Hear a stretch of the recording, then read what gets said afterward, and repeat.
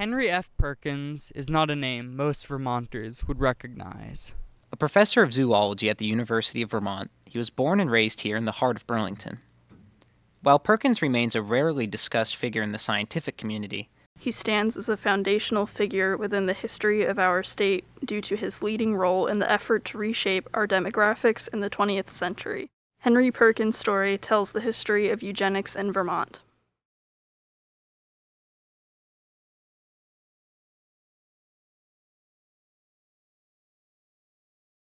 Eugenics is defined as a pseudoscientific philosophy that seeks to eradicate genetic defects through selective human breeding of those with socially desirable traits. Eugenics champions the concept of racial ideals, essentially genetic traits and characteristics deemed inherently superior to others. The eugenics movement aimed to highlight the importance of these traits, define them scientifically, and enforce them socially. This movement is best known as the basis for the Nazis' theory of an Aryan master race, a theory which led to the horrible events of World War II. Vermont was one of the places where eugenics was practiced at a large scale. Nancy Gallagher, a research professor at the University of Maryland, documented the Vermont eugenics movement at length in her book, Breeding Better Vermonters, the Eugenics Project in the Green Mountain State. This book served as the foundation of our research and is a must-read for anybody curious about this topic. While much has been said about the horrible aftermath which resulted from its practices, we wanted to analyze in this documentary the environment which allowed for these policies to be embraced and enacted. These places and people that contributed to the eugenics movement are also the same people and places that helped build and shape Burlington. We stand now at the childhood home of Henry Perkins, only a few blocks away from our studio. A gorgeous Victorian mansion, it could be viewed as a symbol for what Perkins valued, what he tried to uphold with the eugenics he spearheaded later in life. As Gallagher writes, the house itself was the reflection of his birthright, the manifestation of the character, cultivation, and tastes brought by civilization, and his entitlement to the respect and deference of others. Perkins would spend his life framing the patterns of nature to fit that perspective. It's surprising, with his impact on the eugenics movement, that Perkins did not show much interest in the subject until the late 1910s, after much of the initial fervor for the subject had subsided. According to Gallagher, who studied the borrowing habits of Perkins at the UVM library, while some works like Last Words on Evolution by Ernst Haeckel show some proto-eugenicist ideas, the vast majority of Perkins' interests were purely zoological and, for the most part, not pertaining to humans. Perkins' transition from zoology to eugenics would take a certain amount of external pressure. Pressure came in the form of UVM President Guy Potter Benton, who was sworn in 1911 on this screen. His inaugural speech not only called for the prohibition of professors consuming alcohol, but also denounced the university's ivory tower structure. As Nancy Gallagher writes, reverence for tradition, reliance on family connections and personal reputation, and the image of scholars shut up in cloister or classroom, Benton promised, would be replaced with business-like efficiency and cooperation with Vermont communities, state government, and industries.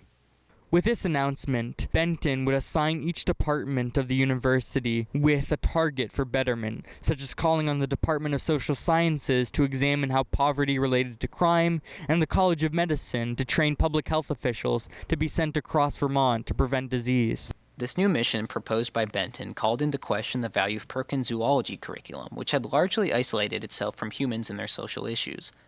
But contemporaneously to this internal challenge came a revolution in biology itself. With novel experiments on fruit flies came massive advancements in the understanding of genetics. American scientists began fully embracing the theories of Gregor Mendel and suddenly arguing that genetics was the primary or even sole arbiter in shaping the flora and fauna.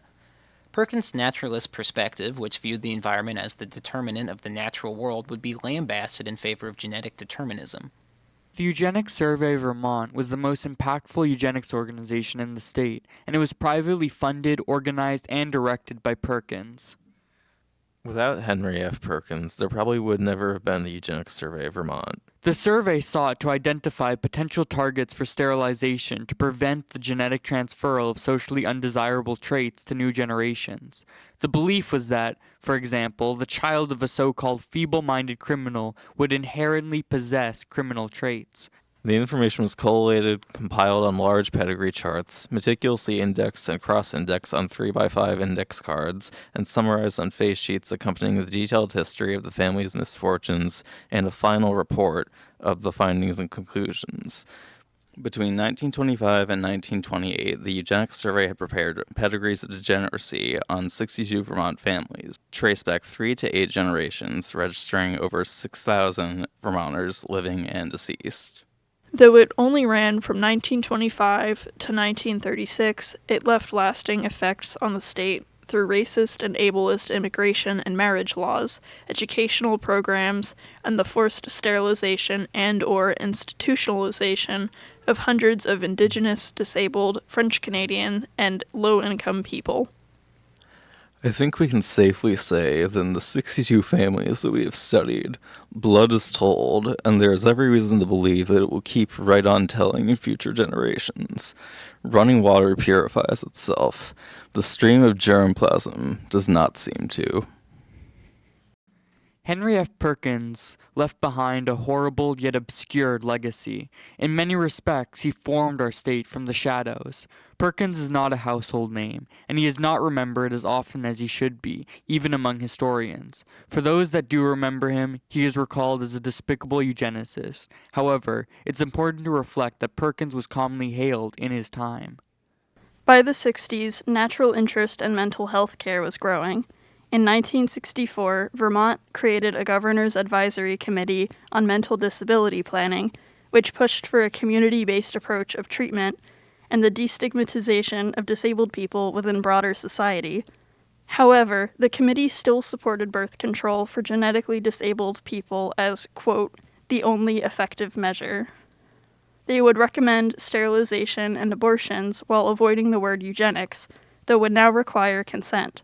In practice, however, consent could be skirted around. Today, there is still surviving legislation that allows for the involuntary sterilization of people with intellectual disabilities. We know little about their results due to medical confidentiality laws. The asylums of the 20th century were slowly shut down due to the deinstitutionalization movement, residents leaving for other programs like nursing homes and community residential programs, and conditions deemed dehumanizing by the U.S. Department of Justice. While most of these institutions have closed, we still have yet to properly figure out how to care for those in our community with severe mental illness and disabilities. Today, asylums have been replaced by prisons and homelessness.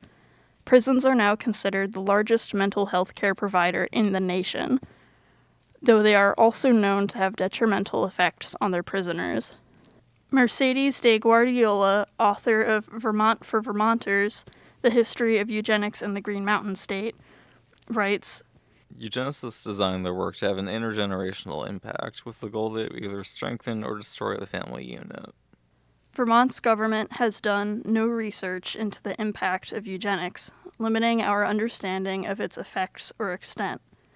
In ignoring this history and failing to address its impact, we allow the work of eugenicists to continue. The history of eugenics in Vermont remains an open secret.